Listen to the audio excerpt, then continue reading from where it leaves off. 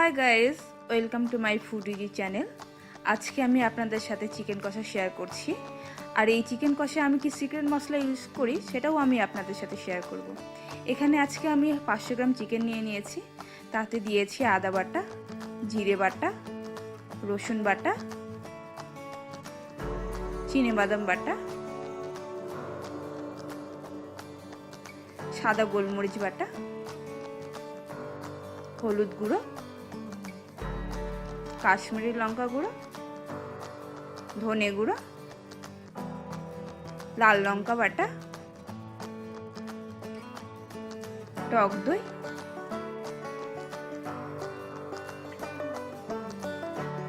সর্ষের তেল,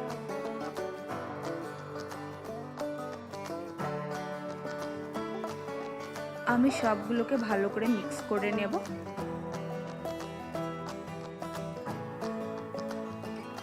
সবকিছু ভালো করে মিক্স করা হয়ে গেলে আমি 30 মিনিটের জন্য রেখে দেব।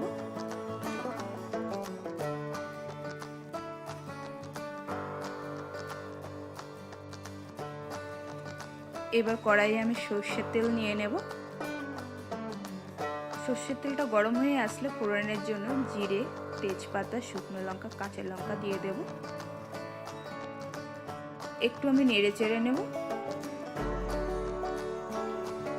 এখন আমি পেঁয়াজ কুচিটা দিয়ে দিচ্ছি।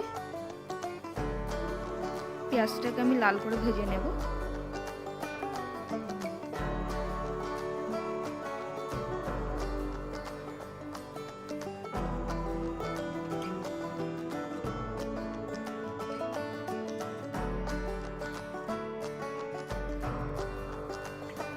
পেঁয়াজটা আমার লাল করে ভাজা হয়ে গিয়েছে।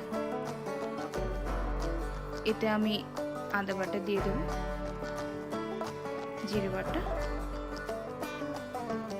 ধনে গুঁড়ো। এখন আমি ভালো করে মিক্স করে নেব।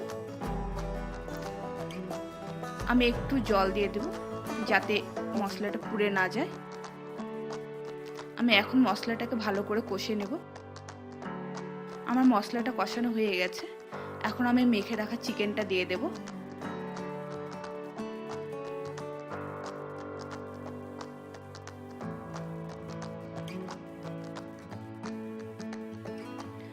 আমি চিকেনটাকে প্রায় 10 থেকে 15 মিনিট ভালো করে কষিয়ে নেব।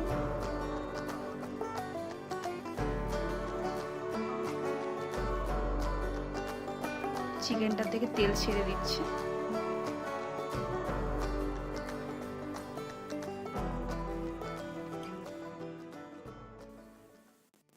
এখন আমি লবণটা দিয়ে দিচ্ছি।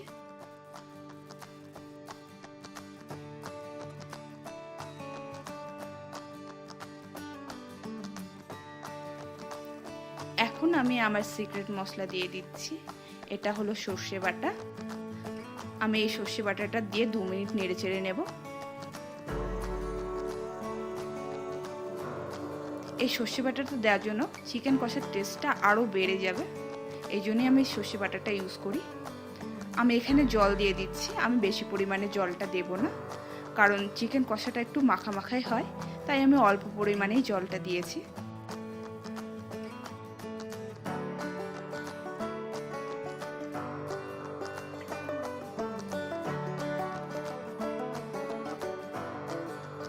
এখন আমার চিকেন কষাটা হয়ে এসেছে। এখন আমি গরম মশলাটা দিয়ে গ্যাস অফ করে 5 মিনিটের জন্য ঢেকে রেখে দেব। 5 মিনিট পর আমি চিকেনটাকে সার্ভ করে দেব।